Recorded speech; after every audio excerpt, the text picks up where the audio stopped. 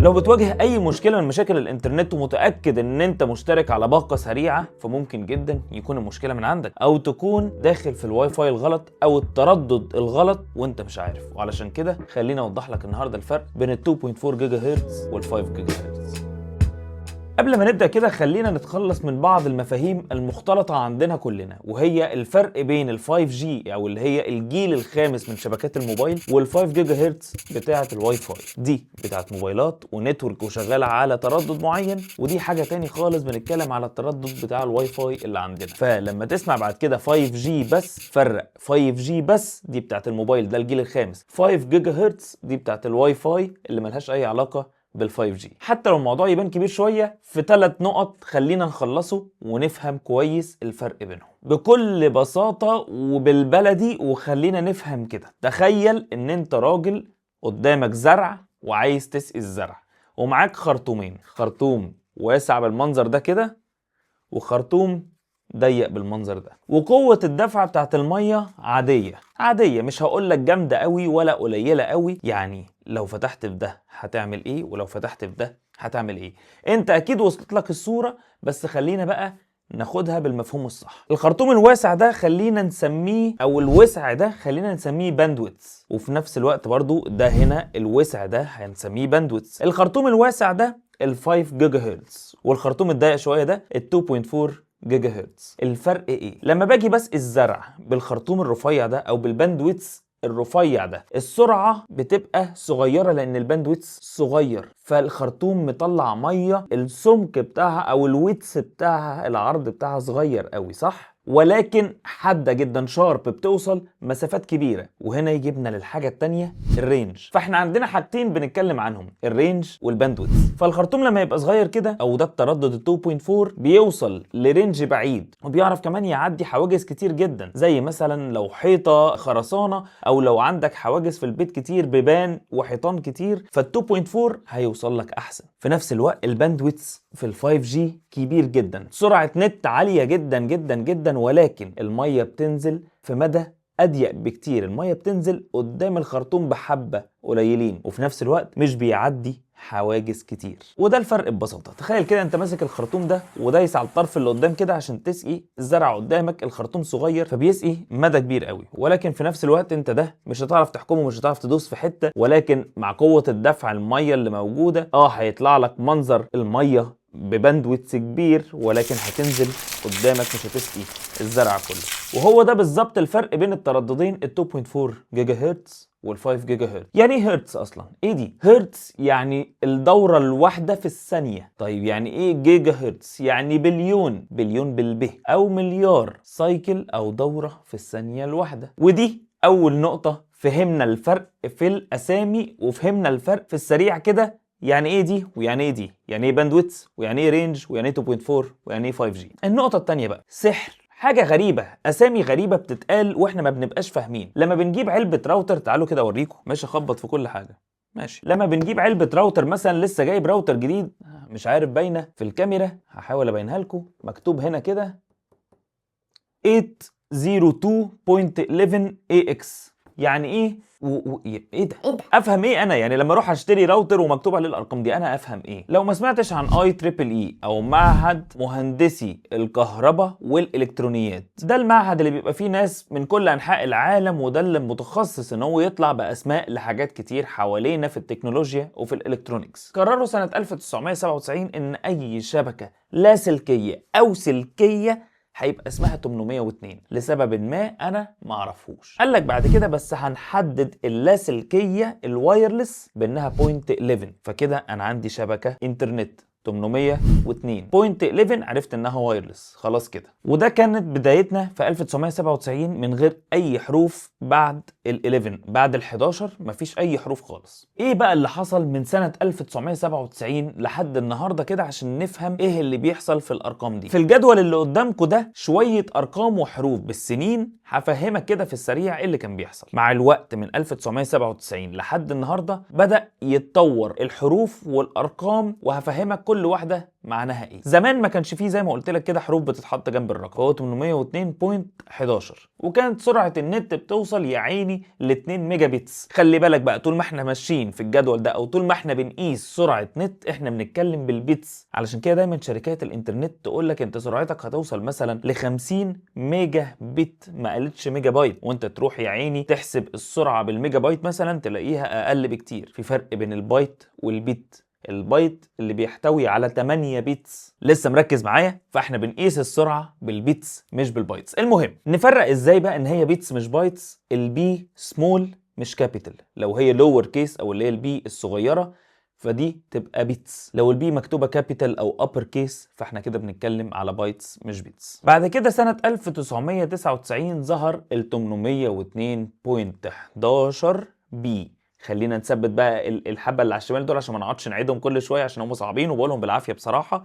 خلينا نمسك الجزء اللي على اليمين البي، وده كان واي فاي 1 فيرجن 1. ما كناش لسه بنقول عليه واي فاي كام، هو واي فاي وخلاص. وكان بيسبورت التردد بتاع ال 2.4 جيجا هرتز بس، اللي كانت سرعته ساعتها بتوصل ل 11 ميجا بيتس بير سكند. احنا برضو لما بنتكلم على السرعه هنا احنا بنتكلم في احسن الحالات. يعني انت لو قاعد مثلا في حته مفتوحه دايره، الراوتر قدامك او الراوتر في نص الدايره ومفيش حيطان، مفيش عواميد خرسانه، مفيش اي حاجه تضايق الشبكه، وده اللي هنفهمه في النقطه الثالثه، فاستنى وركز معايا. بعدين ال 802.11 ايه اللي كانت بتقدم لنا الواي فاي التردد ال 5 جيجا هرتز لاول مره، اللي في نفس السنه وكانت سرعته بتوصل ل 54 ميجا بيتس بير سكند. بعدين في 2003 طورنا شويه، طورنا ال 2.4 جيجا هرتز وحطينا حرف جي بدل الحروف اللي كانت محطوطة، واللي كان بيوصل سرعة ال 2.4 جيجا هرتز ل 54 ميجا بيتس بير سكند. زي ايه؟ زي ال 5 جيجا هرتز اللي فات.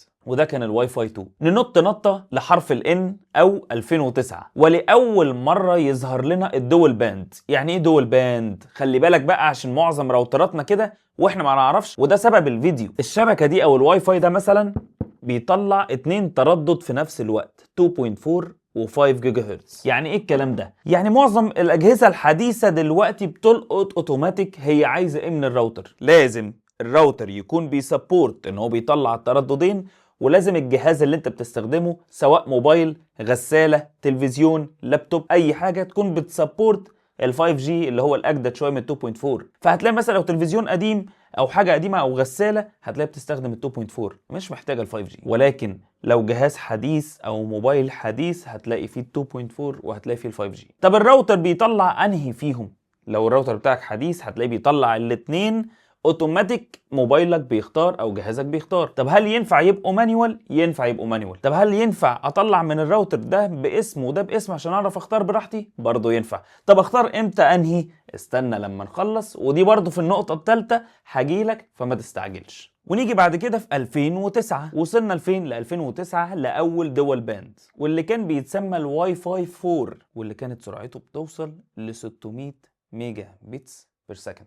زي ما انتم شايفين في الجدول عمالين نمر والاسامي تمر والحروف تمر، وكل ما بنمر كل ما السرعه بتكبر، لحد لما وصلنا دلوقتي كمان بقى في حاجه اسمها 6 جيجا هرتز اكتر من 5 جيجا هرتز، ووصلنا للواي فاي 7 اللي سرعته دلوقتي مش موجوده كتير. وممكن يكون موبايلك مش بيسبورت الواي فاي 7، واكيد راوترك بنسبه كبيره مش بيسبورت الواي فاي 7 اللي سرعته بتعدي 30 مش ميجا بيتس، جيجا بيتس بير سكند. متخيل الرقم؟ طبعا اديكوا شفتوا التسميه كانت صعبه ازاي بالاي اكس والاكس والبي والان والاي وكل ده، فالناس قررت تسهل التسميه. بدل الحروف دي 802.11 وبعدها الحرف، قال لك احنا هنحط الواي فاي فيرجن. فبدانا نقول ان دلوقتي بقى في واي فاي 6 وفي واي فاي 7 وفي كمان ال 5 جيجا هرتز وداخلين كمان على 6 جيجا هرتز. كل حاجه بتعتمد على جهازك بيسبورت ايه والراوتر بتاعك بيسبورت ايه. طبعا ما تنساش تسال الانترنت سيرفيس بروفايدر بتاعك او شركه الانترنت اللي انت تابع ليها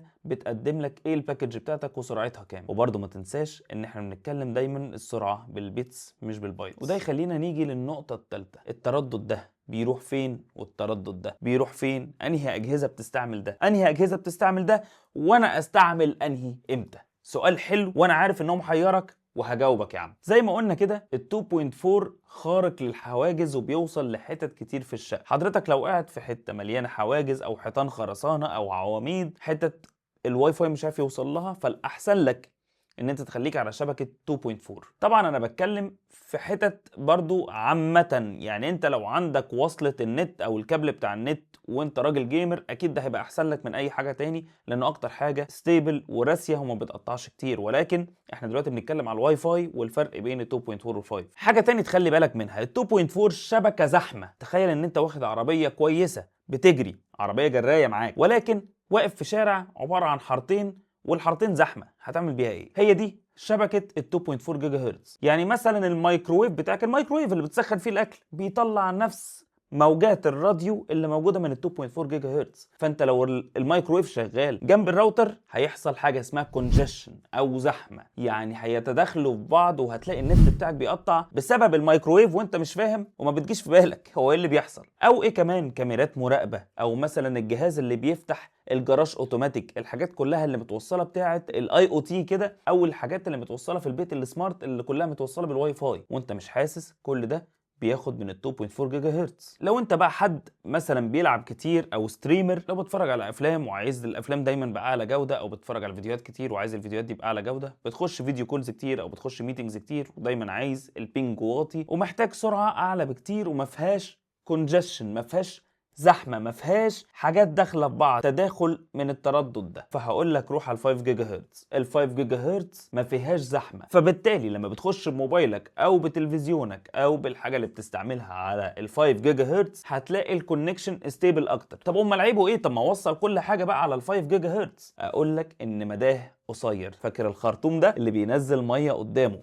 فهي نفس الفكره بالظبط. انت مشكلتك ان هو سريع جدا وحلو جدا، ولكن هل هيوصل للمكان اللي انت قاعد فيه؟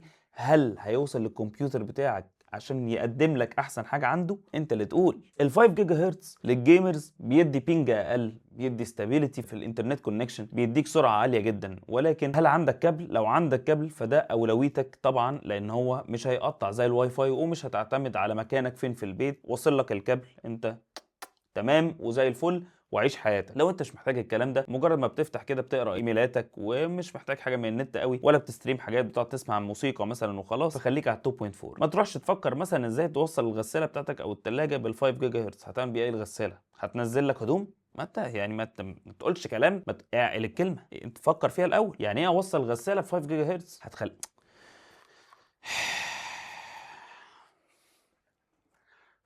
كتير بصراحه. حاجه ده بقى ده اللي يضايق، ده اللي يضايق. انا هقوم، انا هقفل الفيديو خلاص، ما تتكلمش معايا، خلاص.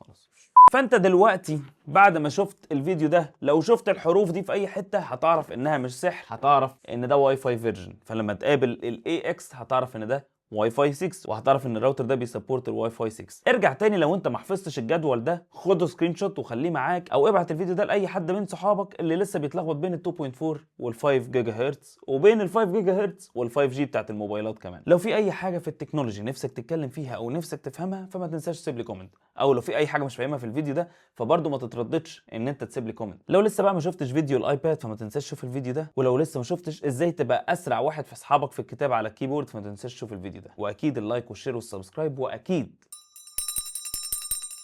واشوفكم في فيديو جديد.